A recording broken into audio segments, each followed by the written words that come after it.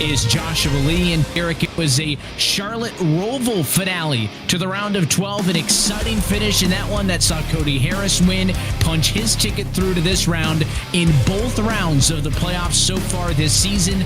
3 different race winners in each of those rounds, and it was Coop, Major, George, and Papanow eliminated just 1 week ago. Yeah, some real heartbreak last week, Evan. So Austin Cooper really tried to do everything he could to race in those playoffs and maybe a little too aggressive and just had a really rough night, as did the others. So now we're down to that round of 8. And you see now the points are separated. You got the bonus points there for those who are applicable.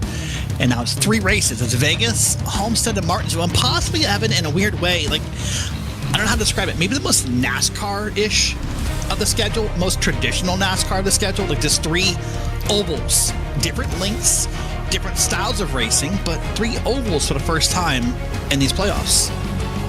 Interesting, right? Because the opening round had Super Speedway in Atlanta, the road course at Watkins Glen, the wild card at Bristol. Second round had a normal, again, air quotes, track in Kansas, but then a wild card in Talladega and a road course race in the Roval. This is just 3 straight up quintessential NASCAR tracks, 2 1.5 mile racetracks, 1.5 mile. It is certainly going to be a round that may not have the big flashy moments that some of the other ones did, but this round will demand that the 4 best drivers are the ones that move on to those championship 4. And again, to be talking about this Las Vegas Motor Speedway in particular, this racetrack located in North Las Vegas, Nevada, 1.5 miles in length, 20 degrees of banking in the corners with that wide, broad, swinging front stretch tri-oval as they race from turn number 4 down to turn number 1. Another storyline that we're going to be following, as it has been, I think, Derek, for most of these playoffs, is as drivers get eliminated from the playoffs, they no longer come out to the racetrack, so we'll still see a field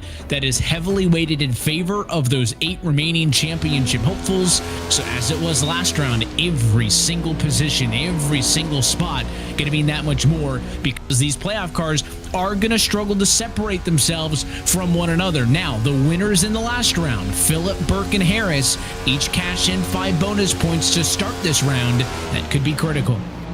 It could be critical, Evan, but in a way, you're right. The field is dwindling a little bit, as what happens with these seasons sometimes. But at the same time, this is maybe the biggest field we've had as far as a gap. We have, I think, 14 cars, maybe a lot more the last time I looked, maybe 16 at this point, who've come out tonight.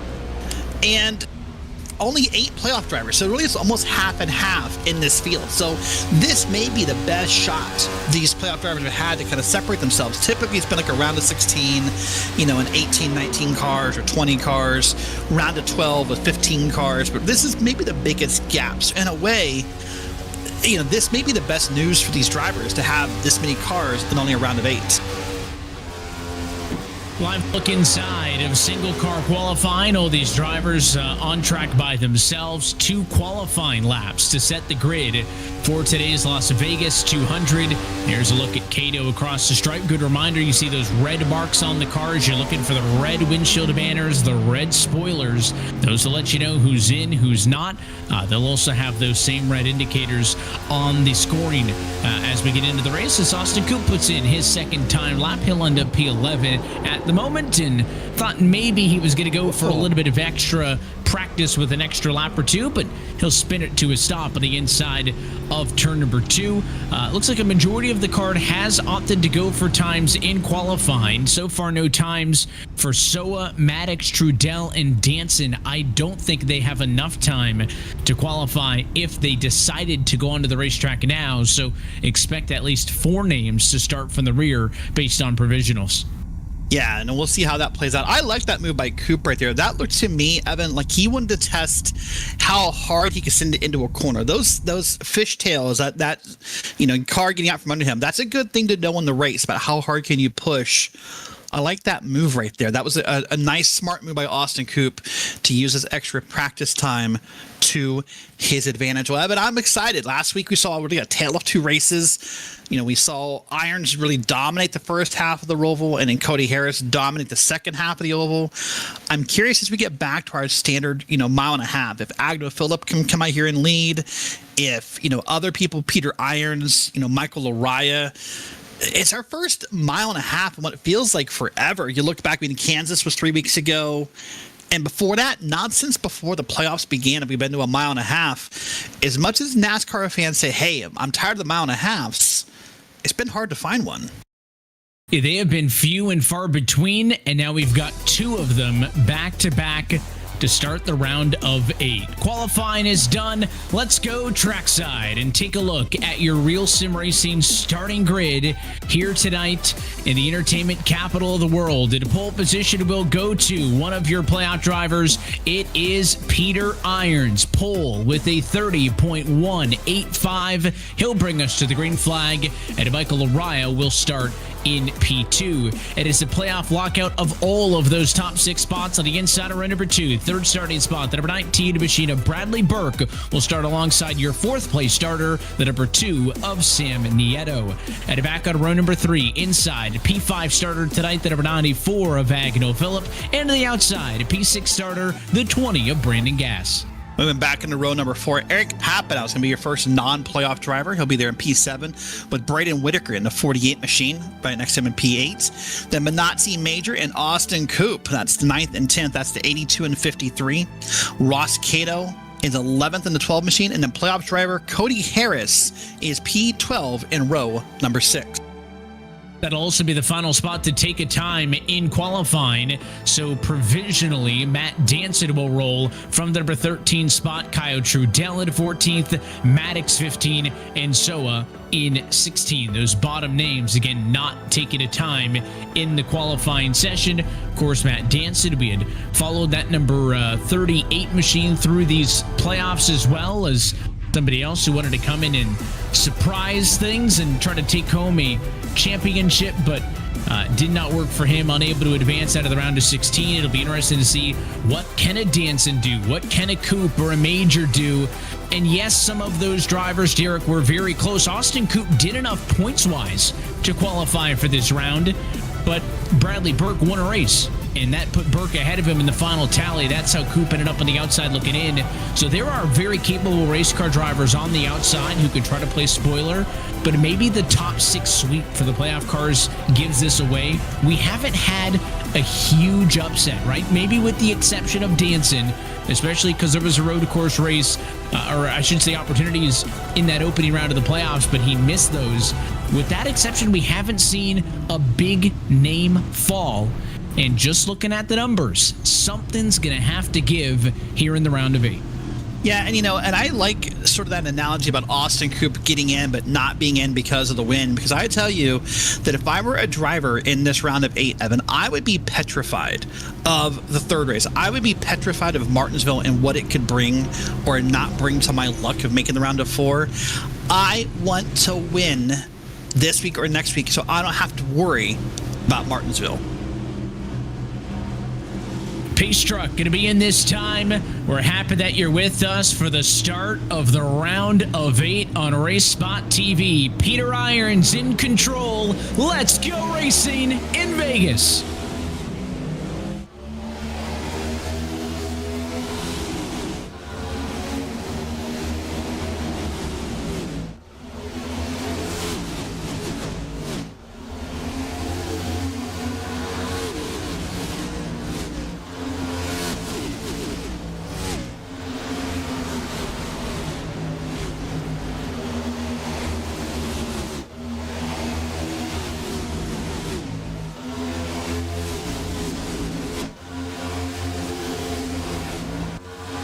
Lap number 1 to the wayside. It's Peter Irons who leads up front. Meanwhile, trouble lap 1 for Cody Harris. Mentioned that he had some sort of a sim issue. His computer temporarily froze, and that playoff car is down in P16. That car is now slow in turns 1 and 2. Cody Harris with a major technical issue in the opening laps of this race. What is going on for one of the championship favorites? That's either got to be one of 2 things, Evan. Either that's a pedal issue, not giving inputs to the PC, and that because that car wasn't moving. That car did not have any power under it. Or he has tapped the ignition button that we have mapped in iRacing, or some drivers have mapped, and has killed that car, because that car was not moving but yet he was moving. You saw his hands moving, you saw his lips moving, so obviously the computer is fine. So there's got to be something in sim wrong at this moment. So we'll see if he gets that fixed or what happens with Cody. But that's a big moment. Look, he's kind of looking around here. I think that's going to be a pedal problem based on the way he's moving around there. So he has taken the toe to pit road, basically hit the escape button. He's on pit road. Cody Harris multiple laps down in the opening laps. Meanwhile, up front, outside line, Bradley Burke to the race lead. How about the Get Wet Sport Chevrolet? He'll go to P1. All sorts of drama, only 4 laps into this race. Bradley Burke riding the wave of momentum that came with that win at Talladega, and now is trying to come out here and see if he can just kind of keep calm, race these drivers. You're up here with Peter Irons and Michael Laraya. Don't let that names get in your head to say, hey, I'm winning, and don't look back. So the leaders try to pull away 3 cars, single filed out. A handful of other drivers, meanwhile, in the mid-pack have not let off. 2 by 2 for the battle. 4th position on back. Nieto side by side with Papanow. It's Nieto on the bottom, and the black and purple Tenna Papanow on the outside. Coop, Phillip, Whitaker, Major, and more, all in this mid-pack hornet's nest. Inside of the top 10, that 10 car gets the pass done on the outside. Now Coop tries to follow suit. He'll do so as well, and it's 2 spots lost for the 2 car, courtesy of being on the bottom. Well, them getting this sorted out right now will be good news for these drivers, because this is a moment where they're kind of letting the leaders go, and so they need to get back to this here and race. You see this Minazzi Major on the outside, and that Sprite machine, the green and white machine that Minazzi is always sponsoring or representing Sprite in some way. So doing a great job here now. Evan, this is a racetrack. Hold on, we got trouble. There's something in the wall. Well, maybe not. Sorry, I thought I saw smoke for a second, but this is a track that's going to have multiple grooves and multiple lines to take. So there's no right lane at this track as much as where you feel comfortable. And we're seeing that already. Look at Sam Nieto. Look at Eric Papanow. Look at drivers on back. There are Peter Irons in this back there. Are different cars that are really all over this track. Yeah, we saw those debris flying, and talk about maybe the physical hardware issues or something that was going on with Cody Harris. Different story with Austin Coop. He's having a software issue, basically a connection issue to the sim. His ping went way up over 1,000. Most drivers in the 50s or 60s, so he had some major connection issues. Basically, he was losing connection to the sim. Nobody else could see where he was on the racetrack. He got out of the way, but that's what caused some of the debris to fly on the racetrack, is basically the sim didn't know where that 53 car is. He backed way out of the gas, dropped to the rear. His connection has stabilized for the moment, but it has dropped Austin Coop now down to P14. And again, a non-playoff driver. That's not to say it's a non-factor in this race, but Austin Coop loses a whole bunch of spots with that problem. And what it also did in a different way is it sort of calmed out the racing, because everyone wanted to get in line. No one wanted to be, quote unquote, that close to him, you know, up against the wall or what have you. So everyone kind of backed up and gave him space. So for a moment here, this race kind of calmed down, Evan. But now look at this, not for long. We're already back to the side-by-side racing, and drivers are now saying, okay, he's gone. Let's get back where I was. You know, that threat is gone, so to speak. Let's get back and be aggressive once again here and this track. So this now, the one thing that's probably be different about this track, Evan, that we didn't see a couple weeks ago, no one so far is using that apron like they were at Kansas. While looking at that leaderboard, Austin Coop having continuing connection issues. Cody Harris, by the way, has not left the pit lane. Kind of a twofold issue for Harris, right? Number one is, obviously, he's losing laps by being on pit road. He had to wait to get the time penalty served for towing to pit road, but then A, he has damage on the race car from when he had his issue. That needs to get fixed, and then B, he has to fix the original issue before he can go to the racetrack anyways. So this is going to be absolutely devastating for Cody Harris. Again, he did get a 5-point bonus to start this round. That was courtesy of his race win at the Roval a week ago, but undoubtedly, Cody Harris going to be outside of the cut line after this race ends. I don't see any scenario in where he's going to be able to get back into this race at all. No, in fact, usually Cody Harris is one of the drivers kind of rooting for green flag racing, Evan, rooting for things to stay clean.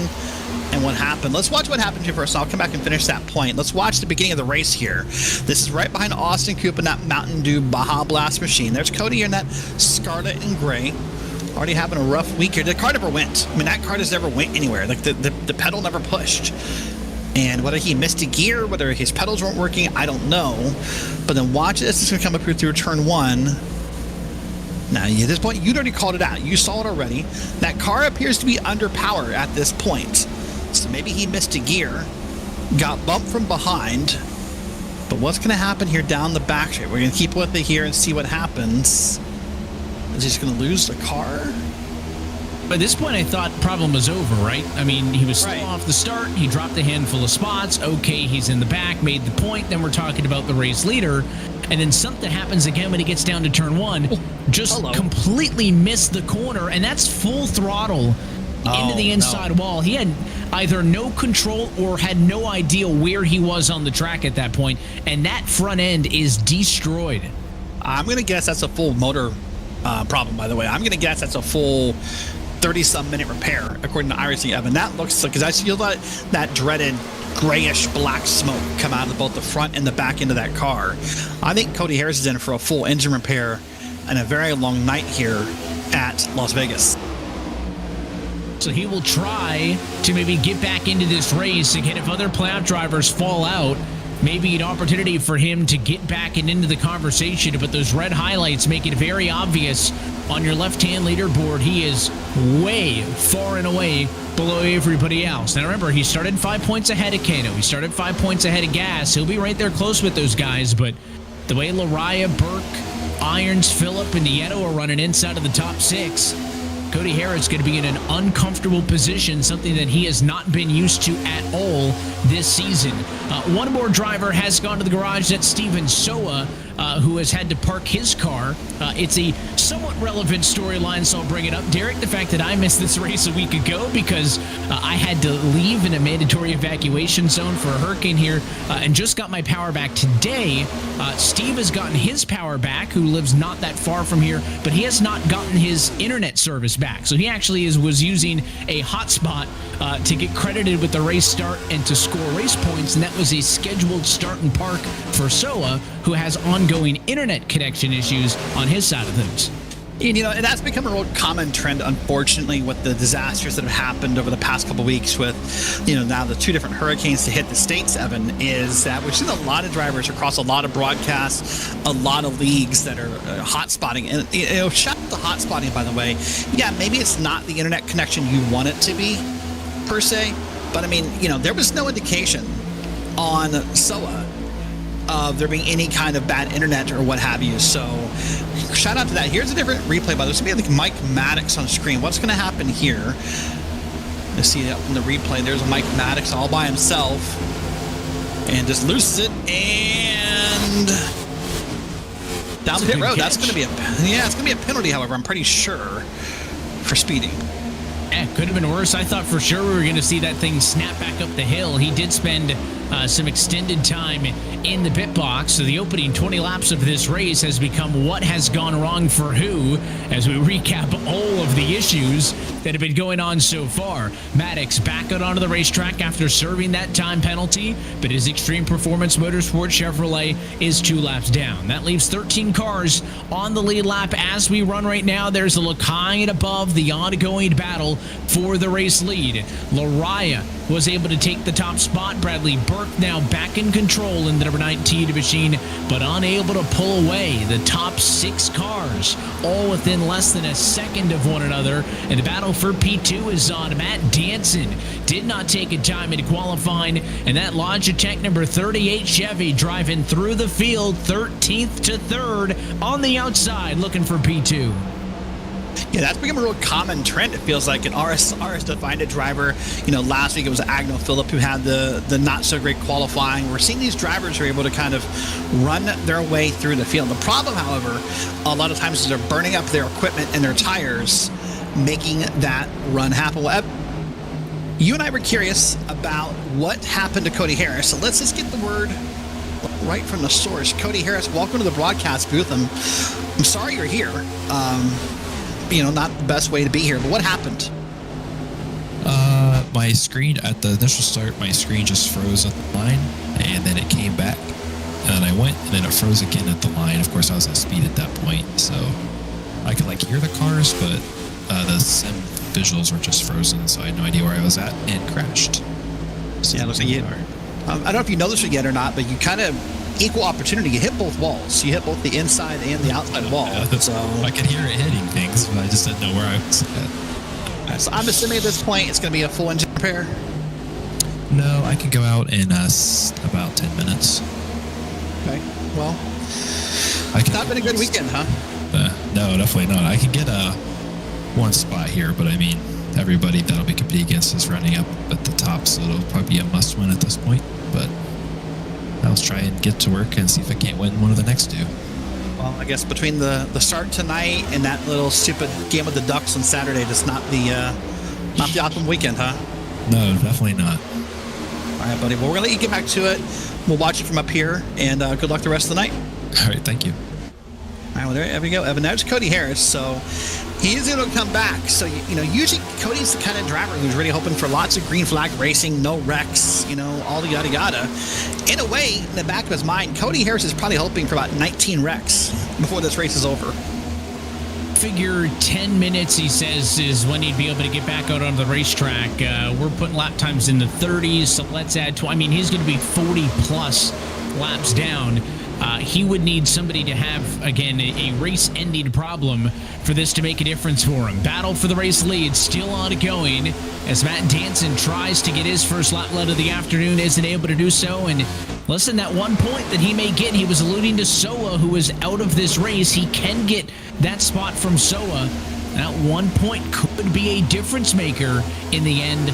Although you heard it from Cody himself, he's already thinking this might be must win. And again, worst case scenario, probably sitting at about 6th or 7th spot in the points. Again, the further Nieto, Cato, and Gas fall down to him, courtesy of that 5-point bonus he got to start with, means that things are going to be a little bit closer to manageable. There's a look off of the back end of Danson's 38 car as he now has led his first lap of the night for the Altus Esports A51 Pro Alliance.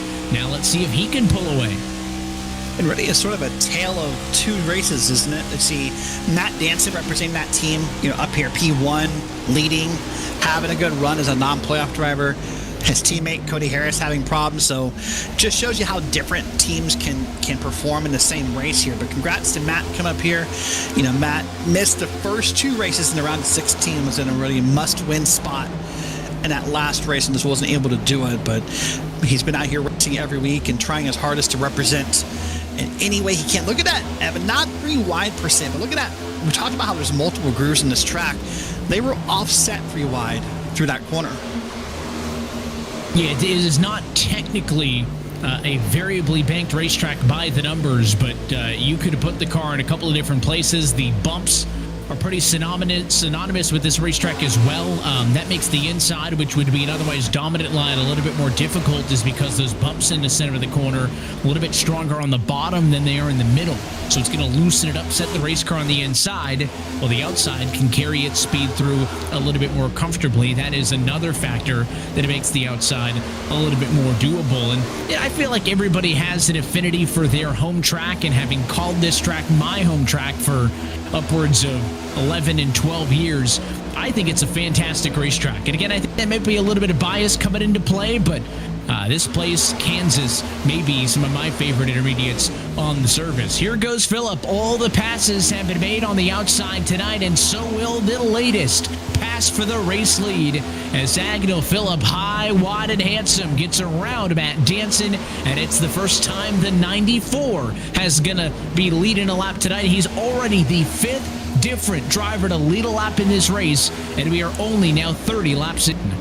Yeah, that's in a way surprising that this is the race that's possible to see the most leaders in a long time. That, here you said we're already at 5, this short of a run in. This would not have been the track I would have picked probably for, most lead changes, but we're definitely working our way towards that already this evening. So yeah, doing a great job here now with the new leader, Agnell Phillip, and maybe the leader I think a lot of us thought would lead. So now the question I have, Evan, is, will anyone get around him? That's proven to be a tough task all year long, no matter the track, is getting around Agnew Phillip. But I was thinking today, as we started this, prep for the broadcast, Evan, this is our last one of these races, speaking of mile and a half or cookie cutters for the year. And we have Homestead, we have Martinsville, and we have Phoenix left. And yeah, Homestead's a mile and a half, but it's not the same to me for some reason. That high banking, the different factors make it feel different than your typical cookie cutter. Yeah, these days, when you think of the cookie cutters, you think of this, the modern day intermediate racetrack, the tri-oval, the quad oval. You don't think of kind of the original oval, which was the birthplace of the intermediates. Look out! Contact for Burke. 19 cars sideways. Good save for the 19 Chevy, but he is going to bleed positions down the Nellis straightaway as that 19 goes all the way down to P10. It was a great save, but that's costly at this stage in the race. Yeah, that's going to hurt a lot for Bradley Burke, who now will have to take a moment and, gather himself. In fact, he just said out loud, well, that was really bad. That would be an understatement if I was in the car, that it's really bad. But we'll wait and see if we can find a replay of what happened to him and walk you through it. But wow, I mean, that was a big save. That's really the most impressive part to me, Evan, is that typically with a spin like that and that much smoke and skidding, a driver would not hold on to it. Let's watch it. This is on board with Bradley Burke coming in here to turn 1. Gets down here almost to the bottom, and look at that. Just, oh, man. The car begins to wiggle and move around, and, the key to that, what I saw from him, I believe, to that, what we could get of the onboard telemetry, is he let off the gas. That is such a key moment as far as saving one of these race cars. Your instinct as a driver, either in real life or in a sim or in a race car, is to mash the gas pedal for some reason. And that's what our human instinct tells us. But typically the right answer is less is more. Sometimes drivers too will get down onto the apron and they're going to be so busy trying to wheel the race car that the apron throws him off. He also smart use that apron to his advantage. Again, by letting off the gas and almost letting go of the wheel, kind of let the race car self-right itself and then caught it once it got back underneath it. And again, it was a really good piece of driving. Bradley Burke, though, likely going to want a yellow flag at some point in this race now for him to get back up and into the conversation. He's missing a lot of fun up towards the front of the field. Ross Cato on back have been going at it. Cato's got P6. The 7 of Trudell behind him in 7th. But Sam Nieto has been slipping back and trying to fight aggressively to get back up there further towards the front. Battle for P2. This is about a second and change off of the race leader, Agnew Phillip. It's Peter Irons in 2nd and Matt Danson in 3rd. Yeah, so remember, the important thing to note here is that while we still do pay out the halfway points, unlike the Roval last week, Evan, there is no reset. There is no midway caution. We're not going to jumble the field back up and try it again. So if you're a racer like Bradley Burke who has it happen, you have to find a way to make that up naturally, because there is no, there's no caution, of automatic caution of some sort to let that happen for you. But here's the battle on track. Look at this here. Going down the back straight, down into turn 3. I'm going to wait and see if anyone makes a different move here. Really almost identical lines. That car in the back's a little bit lower, just trying to dig for a little bit of grip. But right now this race is kind of calmed down. Oh, never mind. There's Ross Cato and Manazzi Major. And look at that, Cato on the apron. And down onto the apron there, these drivers going to utilize that little bit of extra asphalt through the tri-oval to get inside positioning on somebody, but it is going to sacrifice some of the preferred arc on corner entry. That is the give and that is the take to why you would and would not want to go down to the apron there. Field starting to spread out just a touch. Again, you have these pockets of cars. This battle with Major and Cato is one of them. The battle for 2nd with Irons and Danson we were just looking at is another one of them. But certainly seeing this field spread out, closing in on halfway through this one. We missed it off at the top, but you kind of talk about the race analysis for this one, Derek, and what we're looking forward to. Again, all of these races half length compared to our NASCAR Cup Series counterparts. We're not really going to be caught out by any surprises in this one. We'll pay out halfway bonus points at about lap 65 or so, fixed setups.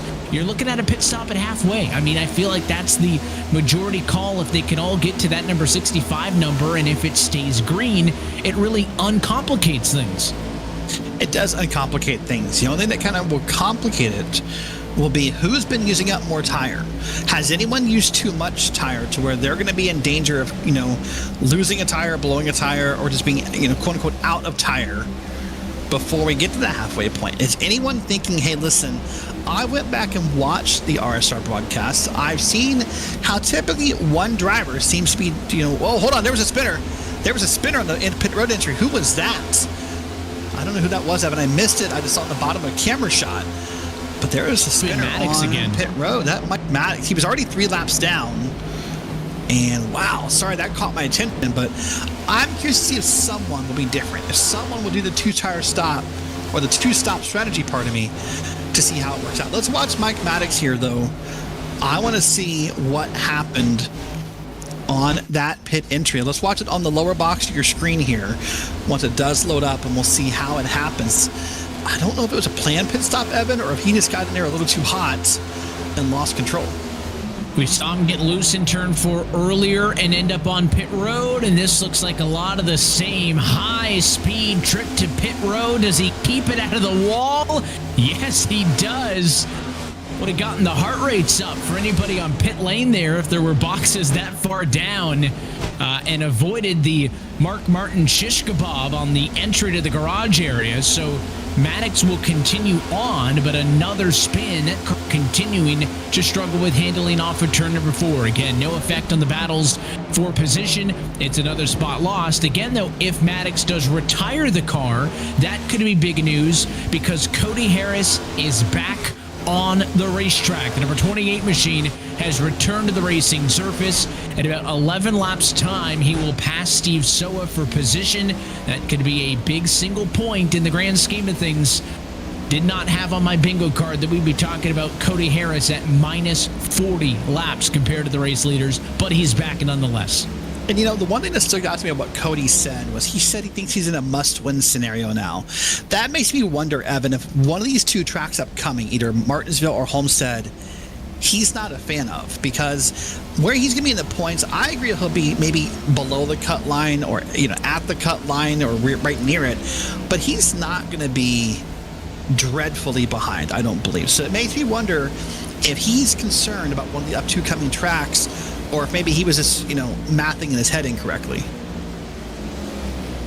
Again, I think there is still a path forward for him on points, but we talked about how it's going to be difficult for these playoff cars to differentiate themselves, and I think that's kind of where his mindset was when he said they're all going to be running up front is, even if I'm only 6-7 points back, it's going to be hard to beat them by 6 or 7 spots when half the field are playoff cars. I think that's where his mind is. Again, I don't know if it's that desperate yet, and if I guess I should say when he passes Soa, and maybe if he passes Maddox, if that 30 car does retire, because by the way, Maddox is back down on pit road, and that car is no longer on the racing surface. If he can get those 2 spots, it's not going to, build Rome overnight per se, but it may be a big 2-point swing for Cody Harris. So that is why he has stuck it out and has stayed here on the racetrack. Battles inside of the top 10 continue to rage on. Minazzi Major just eliminated from the playoffs, racing against the number 12, Ross Cato. This one for P6 and 7. Yeah, Ross right here running right in behind Major, and now it's gonna maybe dig a little top of the track, see what he can make happen, try to come around here. And really, I love this track, but I think you're right. It produces a lot of great racing. It's a fan favorite for a lot of reasons, including the fact that it just does, produce racing, and it's so many grooves, and a lot of highlights over the years have come from this track. So, man, look at Cato pulled a crossover there just in front of Minazzi Major. Wow. Just want to kind of cut that run off a Major and kind of claim his stake, so to speak. High-speed action, 49 laps now into this race. I think if we were going to see anybody go for the 2-stop strategy, we would have had to see those pit stops already as we are past the 1/3 marker. So it feels like as this race continues green, it's going to be everybody in the same boat and on the same strategy call of simply trying to get to halfway at lap number 65. When we get to 65 itself, big bonus points on the line for this man right there, Agnell Phillip. You would likely expect him to wait until after we passed halfway to cash in 10 huge bonus points Of course, that's going to put Cody Harris, Derek, even further behind the 8 ball, as he's going to be lined up for none of them. And Agnell Phillip, in a race that has seen so many different race leaders, has now led the last 20. And in search of a third Las Vegas race win, seems to be slowly taking control of this race. Matt Danson on pit road. Kyle Trudell, though, on pit road. Did I speak too soon? They are in with 80 laps to go. Yeah, and why not? Listen, if you're Matt Danson or you're Kyle Trudell, what do you possibly have to lose here, Evan? You're not a playoff driver. You're not worried about points. You're out here for one reason, and that's to win. That's all you can think about right now. So listen, let's do something different. And if I fail and it doesn't work out, or a caution strands me, whatever spot, well, that sucks. But I tried, and that's all they're out here for, those to win. So they're going to race differently than the playoff drivers. We'll see how they shake out. I like your point about not a lot to lose there for those drivers. They can be the instigators. They can go off cycle, and less risk, more reward. In the fact that they've got nothing to lose, they're just here to show up and try to play spoiler and get a race win. As for the rest of your playoff cars, where do they sit? As we are now over 50 laps of the way into this race, look at all the red playoff cars: first, second, third, fourth, fifth, 7th, 8th, and 15th. Again, Harris continues to be the outlier, but he has passed Soa for position. That'll be a 1-point difference in the race points at the end of the night. The big thing for him is going to be losing out on bonus points. If they were to finish as they run right now at the halfway point, Phillip would get 10, Irons would get 9. There's more trouble with Austin Coop, by the way. The 53 car slow again, nearly involved in an accident as that car was into the outside wall. Yeah, and poor guy's having a really hard night between connection problems and loose race cars, and probably, honestly, at this point, is really frustrated inside that car. He's sitting in his chair, at home in front of his PC, that's really, really frustrated. At all the different small things that keep happening at this track tonight. Just not the kind of race you want. And, Evan, that's when I think you really test someone, and you test their will and, their fortitude. Because right now, when you're Austin Coop, you've had the internet problems, you've had a loose race car, you've been in a wall, you've had this and that happen, you had drivers mad about your connection problems. It's easy to say, hey, you know what, screw it. Like, I'm just going to go home for the night. I have other things I can do and be happier. But the fact he's willing to stick it out now as he's down on pit road and race this through, that says a lot about Austin Coop. And I know that I've said that this racetrack is one of my favorites. It may be a biased opinion, but we had kind of said that off the top this round wouldn't have a lot of drama like this, right? We kind of implied that it was going to be a little bit more of racecraft and skill and strategy, and there's more refined moments, but this has been a twisty, turning round of 8 opener so far in Vegas. Most of the issues have avoided your playoff cars, with the exception of the man who's had the biggest issue tonight, and that is Cody Harris. Inside of 10 laps to go until bonus points are paid out at halfway. Agnell Phillip is continuing to pull away as the race leader. Now 3.5 seconds over Peter Irons. Irons is in no man's land in P2. Not a threat in the world. Lariah third. Nieto fourth. Cato P5. That's where we pick these two up in the ongoing battle for P4. Yeah, and see right now, Nieto's doing everything he can to kind of keep a run, keep the momentum, maybe keep ahead of Cato and not let Cato find some extra speed. But Cato's now going to dig it down here. Nope, they're going to stay off the apron. I thought for sure Cato was headed all the way down there to that apron to find some extra grip and whatnot. But now here's good news for Sam Nieto. Look at that car behind him here. That car is flying on through, and that will temporarily disrupt this race. Maybe not, because there's contact. My goodness, Evan. Just a little bit more into the conversation as that number 38 Machine Dance on fresh tires tried to come through on the bottom and moved the 2 car out of the way. That loosened him up enough for the 12 of Cato to get underneath him. I still think that top side has shown itself to be the better lane tonight, so I think that'll win out in the bottom. Look at Danson now squeezing on the inside of another spot.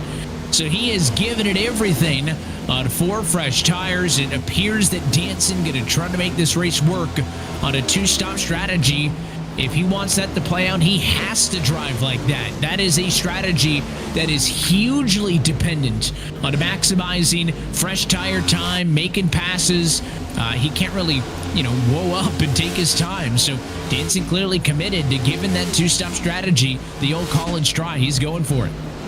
Well, yeah, and he's also really dependent on this race staying green, because the moment the caution comes out before he gets back on the lead lap, it really just kind of blows the whole plan out of the water and makes this all a pretty null point. But here's the battle again. This is Sam Nieto. That's Ross Cato in that black and red machine. Got Minazzi Major right behind him here. So a lot of implications in this battle right here. Major, of course, not in the playoffs, but all around him seems to be surrounded by playoff drivers who really want to get every point possible in this race. We're going to come through the corner again. And I don't know if Major got out of the way, quote unquote, but definitely got, passed by on the top side. Look at that again. That's new tires, Evan. That is, you and I could talk about what new tires feel like or how fast they are, but when you get a camera shot of new tires and you see how someone passes someone inside, outside, middle lane, wherever they want to be, that picture literally is worth 1,000 words. That has more words in that one camera shot than I could ever better describe what a new tires are like at a racetrack after about 60 laps.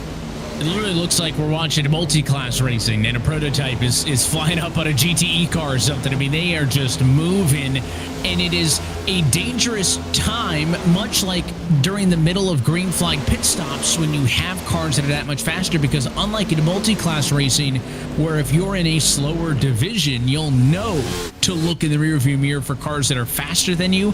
You're not really doing that, right? I think that the 2 and the 12 were kind of cut off by the fact that Danson was so fast on their heels, because you're just not expecting that. And that's where the spotter, if you're using one, comes in handy. And if you're not, even the automated spotter or the relative window, which will basically give you the interval to the next closest X amount of cars behind you. That's where you have to, not kind of lose focus and not get hyper fixated in a battle for position you're dealing with right now, because stuff like that can catch you off guard and it can go sideways real quick. 2 laps to go, 3 bonus points on the line for this trio. Yeah, that's what's in the battle here.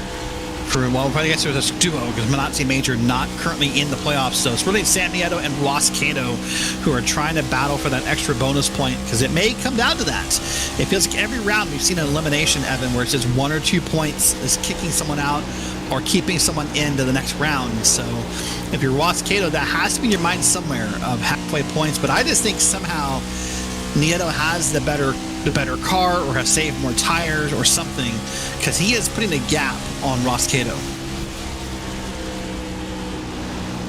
Lap number 65 in the works, going to be halfway home from Las Vegas Motor Speedway, this time by Agnell Phillip. Advanced to this round courtesy of a race win at the last 1.5 mile racetrack we went to in Kansas. He cashes in 10 huge bonus points by leading at halfway. Iron second, Nieto third, Cato over Major for 4th and 5th position. It'll be Gasson 6, Burke 7, Whitaker 8. Danson, last car in the lead lap, going to be 9. I think Trudell will cash in the single spot for 10, but Michael Laraya and Cody Harris don't get any. That is big in the storyline. Yeah, maybe a surprise for Michael Laraya. I mean, he's currently 4 laps down himself, so obviously had some troubles at some point, but wow, that's 2 big names right there. I think a lot of people may have penciled in, in their virtual RSR Final 4 brackets to make the Final 4. But right now they're in trouble. Here came the call by from Agnell Phillip. I heard it come across the radio, Evan. He is pitting this time, looking all the way down to the bottom of the track and starting to blow that car up a little bit here. And no, he does it. Oh, there he is. Yeah, very late entry, I think. A lot of smoke, too. How aggressive was Agnell on that one? Pit road speed of 50 miles an hour here in Vegas. Black flag, Evan. Black flag penalty for the leader. I had him clocked at 64 coming to the start-finish line. And if that is indeed going to be a speeding penalty for Agnell Phillip, he comes over the radio and says, welp. He acknowledges the misstep there. And Agnell Phillip may have just thrown away a chance at a ticket to the championship 4. Here's the onboard look, just too far to the right. and he had to keep his speed up to make sure that car did not drift into the grass, and that is going to be very, very costly. Yeah, I think this is a late entry, honestly, Evan. It just really waited to the last second to sort of get onto the quote-unquote pit entry area, if you will, and that's going to be roughly about a 40-second penalty, by the way. That's going to cost him at least a lap. So, man, oh man, look at this round 1 of the round of 8, Evan. Phillip, Lariah, and Harris. 3 big names, not to disrespect the other 5. Everyone has qualifications to be here, but I think a lot of people would be surprised to think that it's those 3 names that are in trouble right here in this first race. He did get the 10 bonus points. It is going to be very helpful for him, but it is undoubtedly going to hurt him in the race results if this race stays green.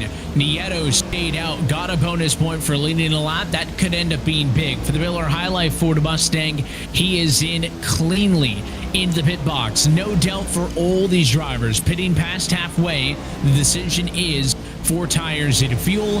It is clean entry in for the 2 car. Left side's on now. Looks like it's going to be clean off of pit road, and it will be no extracurriculars for Sam Nieto, as we now see Matt Danson's 38 car cycle back through to the race lead. He pitted some 20 laps to go. He and Kyle Trudell did, and now the 38 and the 7 have cycled through to first in P2. Well, and in a way, that's great. I mean, the penalty for Agnell Phillip is great news for Matt Danson, because there's one less car to have to fight with in this strategy. He just gets to kind of go around and not worry about where Agnell Phillip is, and when he's leading, it's just, one less car back for the leader. So Matt Danson, in a way, is going to benefit. But, man, that's just a huge black flag for speed. That's going to be in my mind for a while about the what-ifs. But look at the side-by-side shots here, the different strategies you see. Obviously, Matt Danson appears to be on the 2-stop run.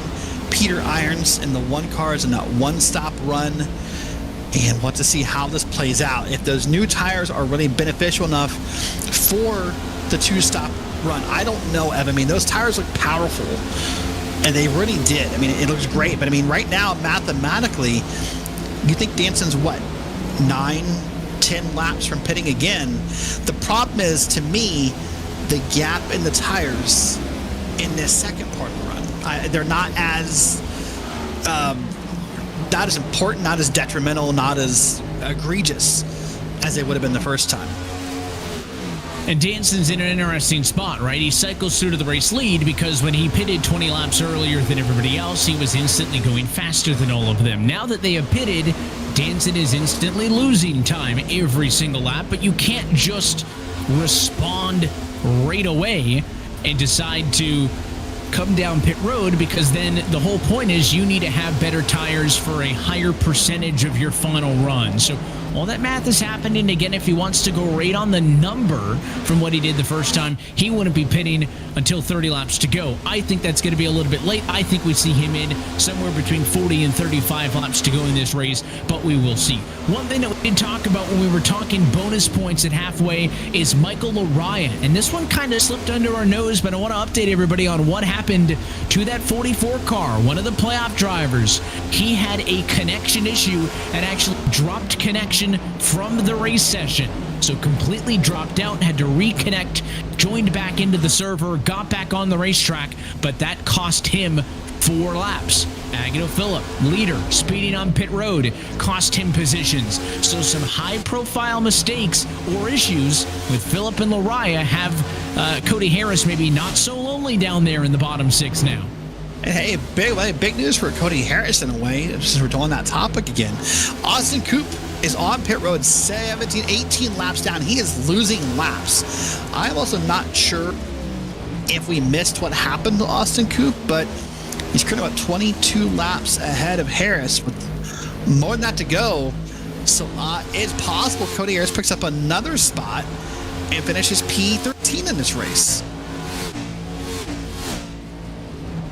Yeah, Harris, if he can get around Maddox and Coop, P13 would be big. Again, it's a 4-point swing, but 13th is more relevant because it would only be, again, for the moment, 1 spot behind Lariah. Lariah is not likely to make up 4 laps Agnell Phillip is still a lap down as well. So again, yes, he's missing out on the bonus points. That was the big thing. And I know Cody would never wish ill upon his fellow competitors. He's somebody who just wants to advance on his own merits and go out there and win. And again, he's already in that mindset. But his decision to not park this car and walk away about an hour ago or whatever it was, and the fact that now multiple drivers continue to have issues means that this could be a little bit of damage control for Cody Harris's championship hopes. Yeah, it definitely means that, right? It means that, you know, that's why you stick out and you get every point possible. You just never know what may happen in a race. That's the important part. You see him on screen here at the top of your screen, the scarlet and gray, racing there, trying to get everything you can out of this. But man, looking at the bottom now, possibly could be Harris, Lariat, and Phillip at the bottom of the playoff running order. Now, Harris and Phillip both have, you know, some bonus points to rely on, or some more bonus points to rely on, but I think this race, if it ran like it runs now, Evan, this field will be so darn tight after the first race because of those three being at the bottom of the grid. We expect it to be a game of points here or there, one or two, and no doubt that is likely what we're going to get as we continue in this round of 8. Again, the way to avoid all of that is to win and you're in. And we have seen that from 3 different drivers in each of the 2 rounds thus far. In the round of 16, we saw Agnell Phillip, Peter Irons, and Cody Harris go to victory lane. In the round of 12, Agnell Phillip, Bradley Burke, and Cody Harris. And it was looking like Agnell was going to open a 3rd straight round with a win tonight until the unforced error on pit road. But normally when we get to these playoffs, Derek, especially when you got guys like Phillip, 12 race wins, right? Double digits, incredible season. Somebody just kind of locks in, right? And wins 2, wins 3 in a round, makes a statement. Yes, it has been the heavy hitters. Burke, I think, the most statement win amongst all of them. But it has been impressive that all of the big names have had big moments thus far in this postseason. Yeah, everyone's had a moment, which is kind of why it's leveled off. It's not been one person having multiple errors. You'll see that sometimes when a driver just kind of seems to find the bad luck and can't get out of it, or moments like that. But right now, everyone's had that bad luck, so it's kind of leveled off. But I was thinking in my head, Evan, right now, Peter Irons runs 3rd, Ross Cato runs 4th. Both those drivers must be really eyes wide open right now, understanding the possibility here at a track like Vegas, where either one of them or someone else could walk away and be the first one to lock in to that Final 4 race. It's got to be a big moment. It's got to be, if you're Ross Cato, who's kind of struggled at times to make these different rounds and not had a win yet in these playoffs, it's got to be right there in your mind. Listen, I'm one spot away. If I could catch Peter Irons, or if Peter Irons has a little bit of a slip up, I could be right there. I could be the first one to lock in to that round of 4. And he's going to have to take out Peter Irons to do so if Cato wants to upset the hot shoe, right? The protege of Irons, who stormed onto the scene with a late registration, took home 3 regular season wins. Of course, that win I had mentioned in the round of 16 happened on the road course at Watkins Glen. He has stolen a lot of the headlines away from the Harrises and from the Phillip of the world late in the regular season. And I think is right there in those big 3, right? The big 3 being Phillip, Irons, and Harris. Well, 2 of those 3 names have had big trouble tonight in this round of 8 opener. And Irons, maybe just by being the most calm driver and not making the mistakes, putting himself in the best spot as now we are inside of 50 laps to go in this one. There's a look at the 2 of Dam Nieto. He may end up in on points as of tonight if he can maintain this running spot. Remember, we're still suspecting that Danson and Trudell will need to pit. They will then certainly go on the offensive. They will try to take some of these spots back. They may, in fact, take some of them back, but it would instantly give Nieto a jump from what right now is going to be a battle for P5. Does he get it on the inside of Major? Yes, he does. But again, that P5 will very quickly turn into a P3 as Minazzi got all kinds of loose that time in turn 4. So I was going to keep an eye on the times here, Evan, to give our viewers an idea. These tires have started to level off a bit. Last time by Matt Danson, a 31.935, and Peter Irons a 31.526. Only really 0.4 of a difference in these tires. The tires have started to fall off and be level, which is great news, by the way, for Matt Danson. That means when he comes back and he gets tires, he'll now be the one with that advantage again, but he's also not going to get run down aggressively like he was. That gap is now slowing down as far as how much is decreasing. So great news for Matt Danson. I agree he has to pit again, as does Peter Irons, but Kyle Trudell. But Kyle Trudell is in a much different spot than Matt Danson is. And now the waiting games begin as Matt Danson drifting that time off at turn number 4. I was guessing we'd see him down in between 40 and 35 laps to go in this race. Again, if he wants to split this thing right on the numbers, expect Danson to be in 2 laps. That would be 40 laps on this set of tires, 40 laps to go in the race, and making only his first run just a touch longer than it needed to be. Remember, he'll also not necessarily need to spend as much time on pit road because he's not going to have to fuel that car up entirely. Then you have additional questions. Do you go for just 2 tires to save time on pit road, or is the time you give up by taking 4 going to be made up by the fact that, of course, 4 tires going to be faster? Those are all the different scenarios, all the equations, all the what-ifs that Danson and team are discussing right now to see if he can hoodwink the field and make the 2-stop strategy work and steal a race win here as a non-playoff car in the round of 8. We have yet to see a non-playoff car win in these playoffs. At a lap number 89, Matt Danson is down pit road. Kyle Trudell also due in, but the 7 is not down this time. He stays out.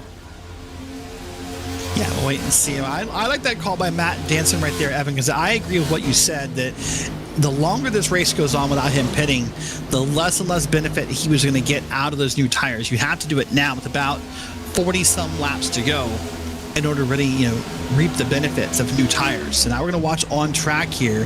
That's Ross Cato on the bottom of your screen now, making that pass on Trudell. So Trudell is falling back fast. He needs to get down pit road and see if he can make something happen. I feel like if you're Trudell right now, what you're waiting for, Evan, or hoping for maybe, you're hoping for a little pesky yellow flag to come out so that you could then line up, at this point on the track, when everyone pits again and not lose more spots. Now we continue to watch the numbers. Danson falls to P11. How quickly can he march through the field? Is it enough to win this race?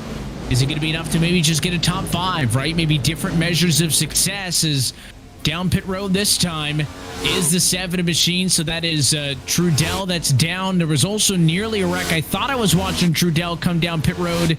It was somebody else who I think got sideways and almost wrecked it. Might have been the 10 of Pappenhaus. So much excitement happening all over this racetrack, and it's not even amongst the cars that are fighting for position like these two are off of turn number 2. Everywhere you look, something's happening. Bradley Burke looked like a dominant car at one point in this race. Now he and Brandon Gass fighting for P5 and 6. Doing a beautiful job running side by side up and down the track here, and trying to see who really is the better racer or who can do the most with what they have left in this vehicle. And again, side by side, you saw him passing that lap car on the bottom there. That's was Kyle Trudell, I do believe. So you see now where he kind of stands compared to the field. But this is a great battle side by side.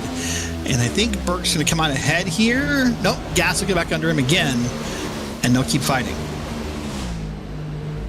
The battle continues on. Bottom lane, loose on the corner exit. You see Gas trying to fight to keep that 20 car down, whereas that 19 of Burke, the car just looks more planted. It looks more comfortable. Let's see if the bumps I mentioned earlier on the bottom affect the 20 car. They're a little bit rougher down in 1 and 2. He looks like he handled it well. The 19 washed up a touch that time. But again, the outside has been able to get the runs off of the corner more frequently tonight. But now that this racetrack is rubbered in, now that this racetrack has got temperature in it, has the bottom broken through? Because on the inside, Gas is clear in the battle for P5. And now quickly, Mir drives down the turn 1, making sure the 19 couldn't go for the crossover.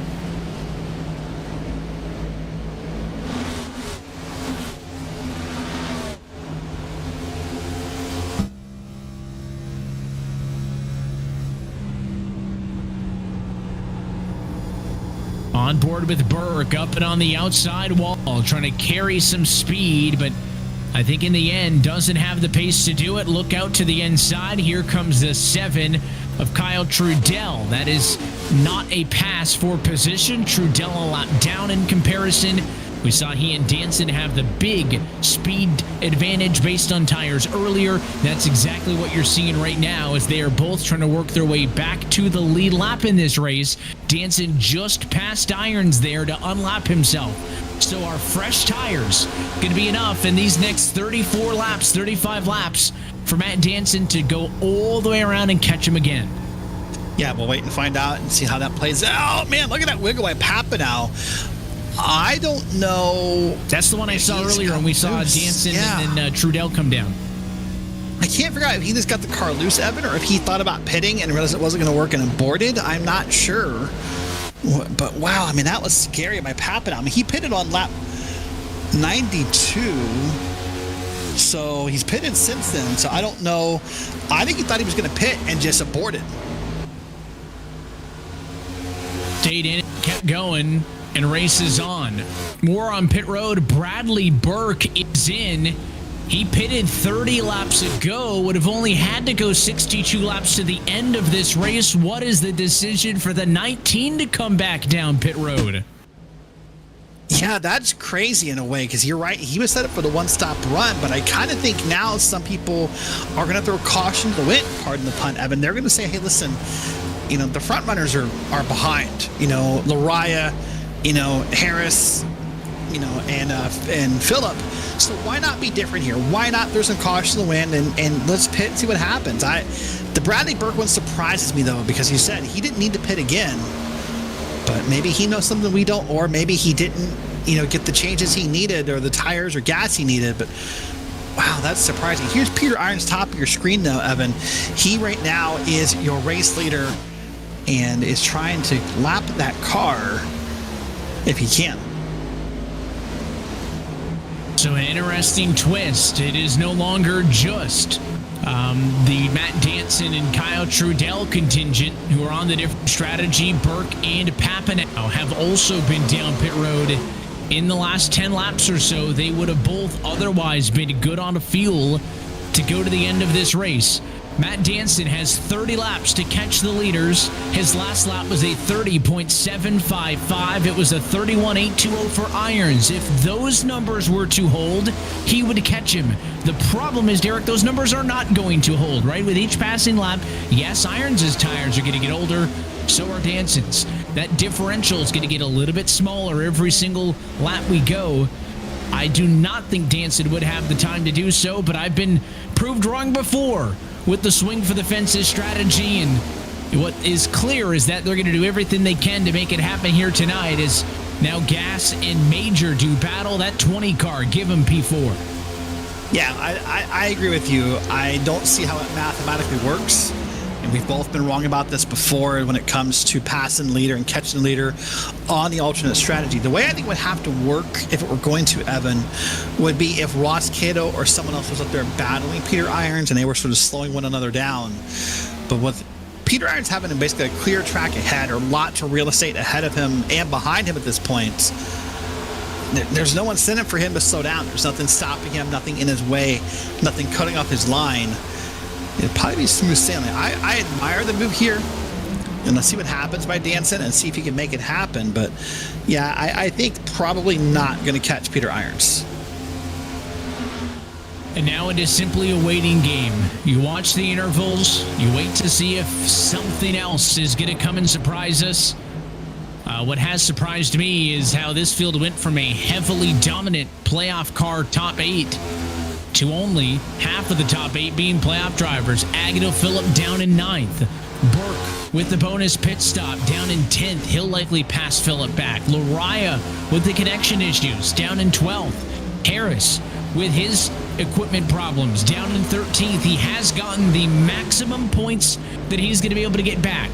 Past Soa, past Maddox, past Coop. He's gotten around all the cars that have DNF'd. If anybody else parks it, there are not enough laps for him to pass them back. Now inside of 26 laps to go. So that's all Cody Harris is going to get. He can park the car now. There's nothing else left. He'll probably drive it out to the end. but his perseverance has scored him 3 extra points. Just keep that magic number 3 in mind if things get interesting after this round of 8 finale in a couple of weeks' time in Martinsville. So all of those different storylines converging on these final 25 laps and change. And Derek, we've been doing this all playoffs. Now a good time as any, I think, to go in to the RSR vault. We've been looking back at historic moments in series history throughout these playoffs. Let's go all the way back to March 12th of 2012. Tyler Price went on to lead the most laps, and after a late race yellow would hold on for victory in the first ever RSR Cup Series race here in the desert. Look at those beautiful COTs. Oh, big hit there. My goodness, for that penny machine. But yeah, a great race. Think about, you want to talk about the history of RSR and the fact this is the ultimate, the final season, maybe the ultimate season in some ways as far as the drama. But you think back at how long it's been in existence. They raced the COTs, Evan, 2012. That means 12 years ago. Some drivers right here representing RSR, and somewhere a young Evan Basoka was probably thinking, hey, I want to commentate on this someday. Might have been, I don't know if it was that one, but might have been doing some pit road reporting for the RSR Cup Series back then in 2012. It's been a long road. Some of the names in that one, Landon Huffman, we know that one, Chad Cole, John Abbott, Scott Brotherton, Keith Brooks Jr., Doug Roth. I mean, if you were watching Steve Herring, Guy Snyder, all these names, David Lanza, who made this RSR Cup Series what it was for so many years in the early 2010s. It all started back then, 2012, some 13 laps ago, or 13 years ago, I should say. Goes by, though, fast. Maybe it's felt like 13 laps in the end, but a long, storied history, and we'll see if somebody else is going to add their name to the growing list of RSR Las Vegas winners. Peter Irons trying to do it here tonight. There's the onboard with him and Danson, comparing the lap times. 5/10 better, 6/10 better, 5/10 better. Those numbers are good, but when Danson's 20 seconds back and there's 20 laps to go, those numbers are not good enough to show me that Danson can win this race. No, 100% agreed with that. What Danson's going to have to find here, if he could now, would be a drafting partner. But the problem right now, being in P6, is that he doesn't really have it. He doesn't have anyone out. Cody Harris is behind him right now. I mean, Cody Harris probably could push him around and help him, but without any drafting help, without the ability to go faster than just what those tires give, I agree with you. This is probably maybe where the run ends. We'll see what he can do.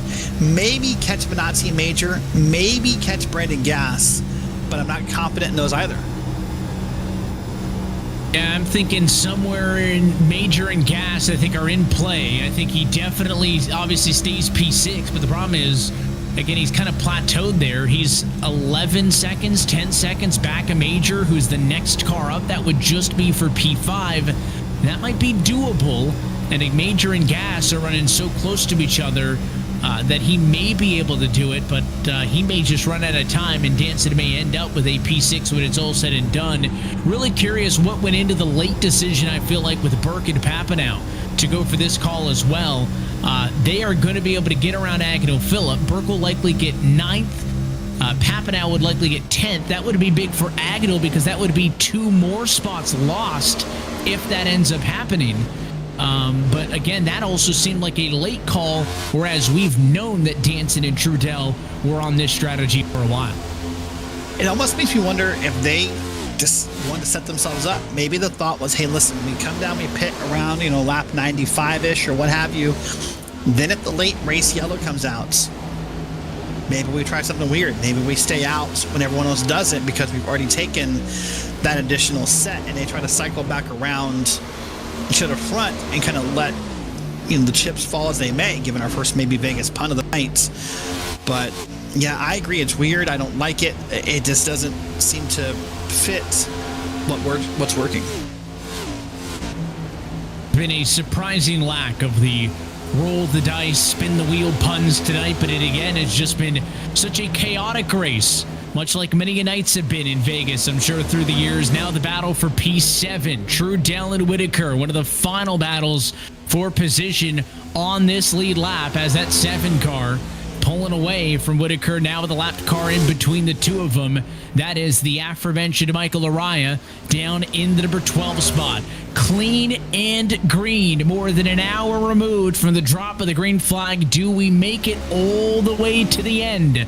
Irons and Cato still at 2.5 seconds off. Those top 2 cars very even on speed, which means that 2.5 second gap might as well feel like 10 if you're Cato. He's just been unable to make anything up on this run. Yeah, really just not able to get there at all. And that's got to be so frustrating as a driver to have those kind of things happen to you. But you talked about this track earlier, and I was really surprised. I mean, this track, not that old in the grand scheme of NASCAR, Evan. I mean, I guess it broke ground in 1971. There's tracks definitely older than this. There's tracks newer than this. But this track, it's a favorite of mine because it does host things other than racing. Remember back in 2020, during the pandemic, this track was used for a high school graduation. That's pretty cool, right? Some students from Faith Lutheran High School got to have their graduation here. Listen, as a NASCAR nerd, oh my gosh, I am jealous of that. That would be so cool.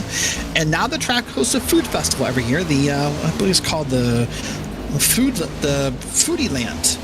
The Foodie Land Night Market happens here every year. That's some cool stuff at the track that's not racing. I've driven my personal car on this racetrack as part of a charity event. I've seen the Red Bull Air Races here at the Las Vegas Motor Speedway. Of course, EDC, the Electronic Music Festival event, is held here every year as well. So have you been to that? It is America's racing showplace, but much like you see a lot of NASCAR tracks these days try to broaden their horizon, host many more types of events. Las Vegas Motor Speedway has been doing that for quite some time. And again, biased, but one of my favorite tracks on the sim. And I think, again, all those little unique stories and bits of information and lore from throughout the years are part of what builds that aura around this Las Vegas Motor Speedway, at least for me. Lucky number 13 now turns into 12 laps to go for Irons. Next on deck would be Bradley Burke. That would be to lap the number 19 car.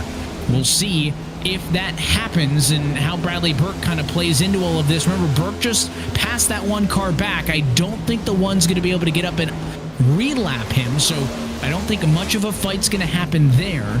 That would effectively mean Irons pretty clear track position-wise. Papanow may pass him from the back. I don't think Agnew Phillip will based on tires, but Irons has the benefit of he doesn't have to lap anybody. That's big because, Derek, late in this race, somebody might try to give you a hard time if you are trying to lap them, right? They may feel like, oh, if I can hold on for a couple extra laps and we get a yellow, I'd be kicking myself if I let them go by and lost my lead lap status. The benefit is, ironically, that Irons would be having cars unlap themselves, which is a lot less instantational and aggressive, if you will. It's a good thing for the one car.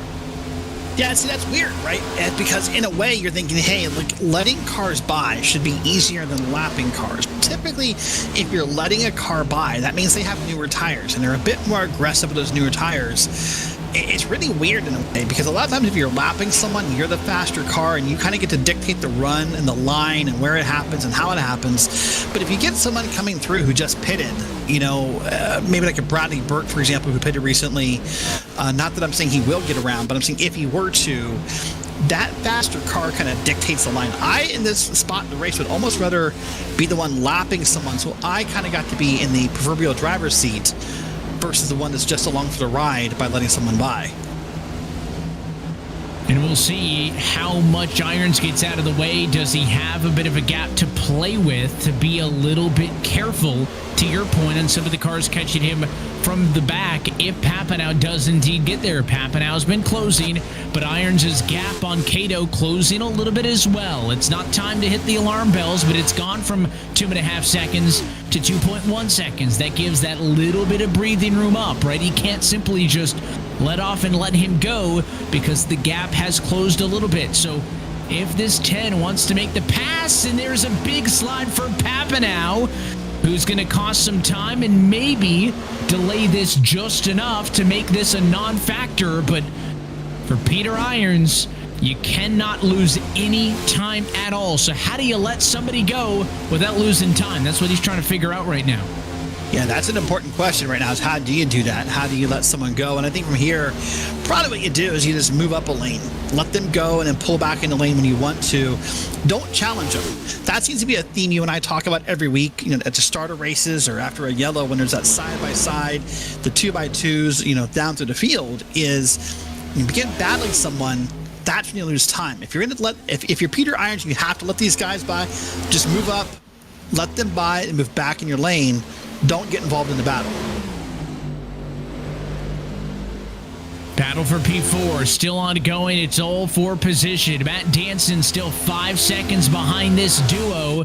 Not likely to catch them before this race runs out. They're going to be able to fight it out amongst themselves. Gas, playoff driver, Major isn't. Does that have any sort of impact on how these two fight? Gas has more to lose. Major has less to give. The 82 car to the outside. The 20 feels like he can play defense on the bottom.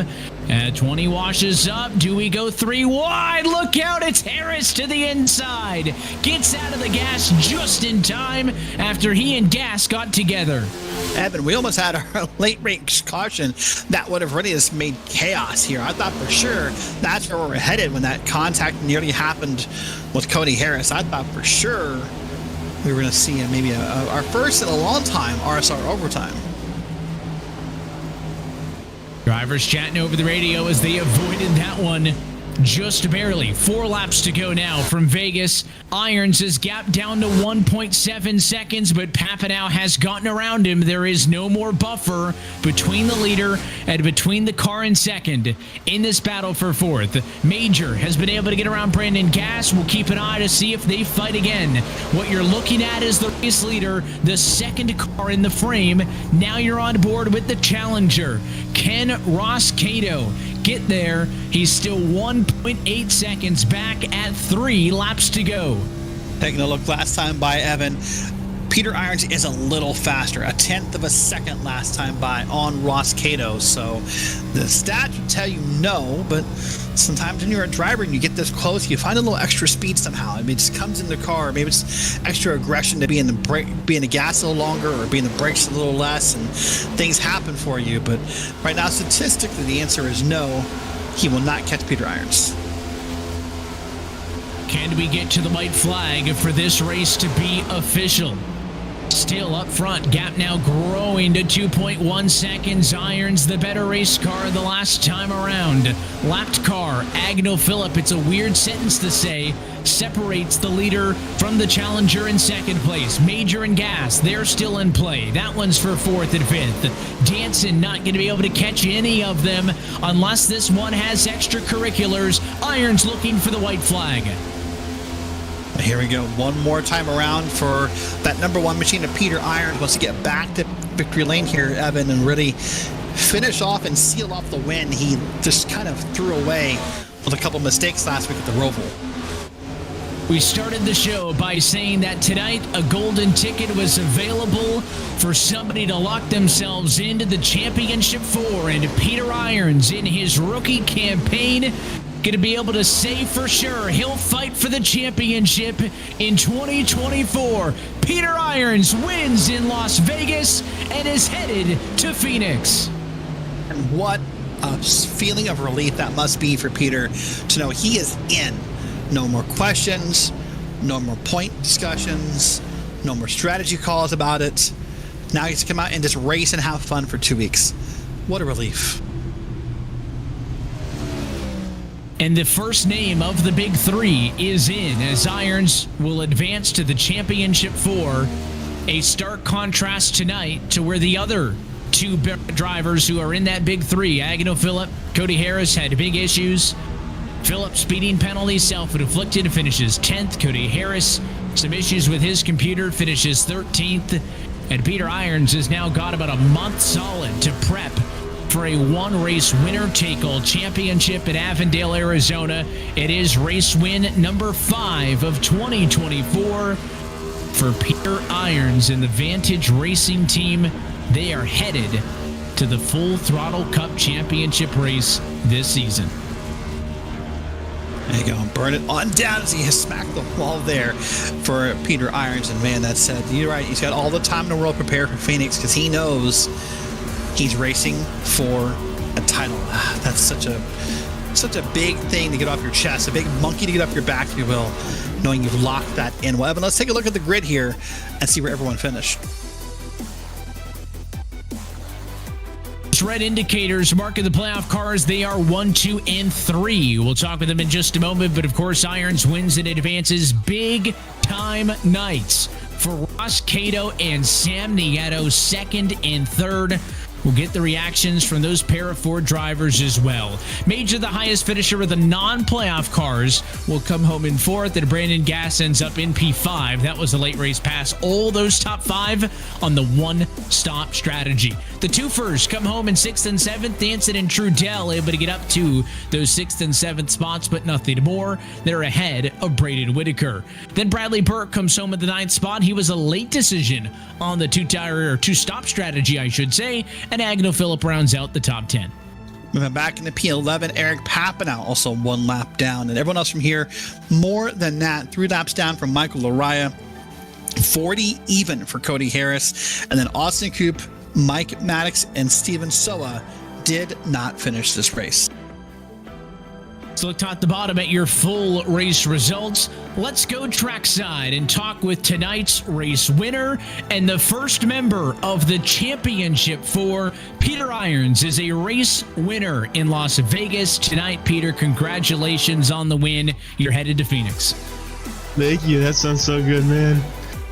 Headed straight there. I don't have to worry about Martinsville or Homestead, so pretty excited about that. Straight to the finish. We were just saying, you got about a month straight here to prep for that Phoenix one. We'll touch on that in a second. First, tell us about this one, right? You lead a race high 45 laps to the end of it.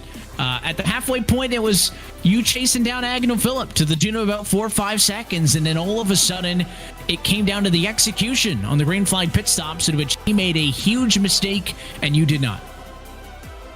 Yeah, I wish I was catching him, but actually he was pulling away by a good bit. The way that first one works, he just jumped on the seam, that kind of middle seam that we ran the rest of the race. He jumped on that before anybody else. Well, I think it was really similar to the same line that he ran in the contender race on Tuesday. So he was flying once he got up there, and the rest of the field was hanging on, trying to catch up to him, but he was flying. I took it easy in the pit road, probably took it way too easy, but it worked out for me since, unfortunately, he made that mistake. But I was in position, so I'm glad I was able to execute and be on the right side of a mistake this time, not make my own. And then towards the checkered flag there, Ross was just close enough that I feel like he had to be on your mind. At one point inside of 10 to go, it trickled down to maybe 1.8 seconds or so. How much attention were you paying to that gap, especially because you guys had all kinds of fast lapped cars trying to get by you at the same time? Yeah, Ross did a great job. He was definitely on my mind, seeing that, just watching every lap, seeing if it goes down from 2.5 or just where it was at. I feel like all of the top 5 were all running the same speed there. Once our tires kind of were, they kind of stayed into the same like wear. So we're all just running the best we can, and we're running 0.2 off the best lap that we can run because it's such a difficult line to run, and the car is just hanging on there right here. You're just trying not to self spin and ruin your race that way. So he was definitely mine. He did a great job. All of the top 5 did a great job. Ross did a really good job. Sam and Manazzi did a great job as well. So glad to see him get a top 5. That was pretty cool. As well as Brandon. Brandon was really good all race. He actually had better tire percentage than me, which I was shocked to see after he had a little issue that first run. So yeah, Ross was definitely on my mind. Good job to him and everybody else that finished in the top 5.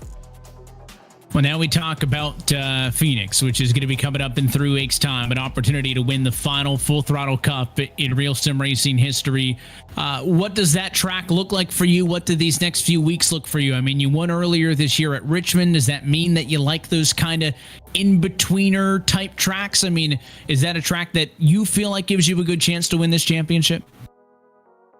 It's certainly a place I love. A lot of people hate it, but I think it's so challenging that it's so much fun because the way that the track set up, there's so many different opportunities to be 4 or 5 wide heading into turn 1, and then once that kind of spreads out, it's kind of difficult to complete a pass with the high line working pretty well in that 3 and 4, that really short 3 and 4. And with the tires wearing so aggressively, it's going to be a challenge for sure. So glad we could win here and get so much practice in. We have a month of time to practice, and hopefully I can figure it out better than Agnell or whoever makes the championship 4. I feel like Agnell and Cody are going to be there, and then I feel like it's up for grabs after that. Well, we're looking forward to watching that one, no doubt, Peter. Again, congratulations on the win, and congratulations on advancing to the championship 4. Thank you guys. To race winner tonight here in Vegas, it is all Peter Irons. He comes up 7s and punches his ticket into the RSR Championship. We'll continue with our top finishers. He mentioned that Ross was doing a real good job down the stretch. Cato is P2 tonight. Derek's with him after a great points haul. I'm going to catch up with Ross Cato here. Came into tonight P6 in points, 20 points back from the leaders, and had a pretty solid run here. He might have leveled himself off. We'll talk about the points in a minute, Ross, but first, that run at the end, it felt like you were starting to kind of reel in the leader, reel in Peter Irons, but what happened towards the end of the race? Yeah, tell me about it. I would chip away ever so gradually, and then I'd have to let a car by. It's on fresher tires, kind of alter my line a bit. And also there was just the issue of losing focus and slipping the tires a bit. The exit of 3 and 4 was quite a chore tonight with trying to not slide the rears. But as the race went on, I kind of developed some understanding of the arcs that I needed to make to make it a little bit more manageable with the load on the car. But yeah, I was catching Peter ever so slightly and kind of plateaued a bit, and I just figured I'm on defense with Nieto now, and I don't think I'm going to catch Irons. He's too superhuman of a driver. But yeah, really happy with this strong run tonight at a track that I've always really enjoyed. Yeah, it's a great track. Evan and I got to talk about it a little bit in the broadcast about the history and what's happened here at the track. But now, as I said, you came into tonight 20 points back, and a lot of the front runners, in fact, Agnew, Phillip, Michael Lariah, Cody Harris, all had problems of their own. So you're going to close that gap pretty big. So we come into the next 2 races at Homestead and then Martinsville. Which of those 2 races are you more happy about, and which one concerns you? I desperately want to be good at Homestead, but it just seems like I'm always pretty lacking there. Martinsville, I've had some success. I've had some pretty solid finishes, and I think the luck pendulum always tends to swing my way, or most of the time at Martinsville.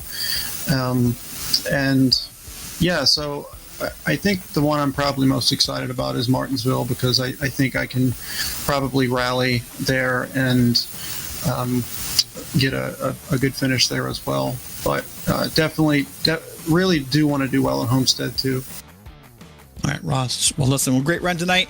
I'll tell you what, man, there is no one busier league racing than Ross Cato. Your Twitter is full of league racing results and highlights. So big shout out for how busy you keep.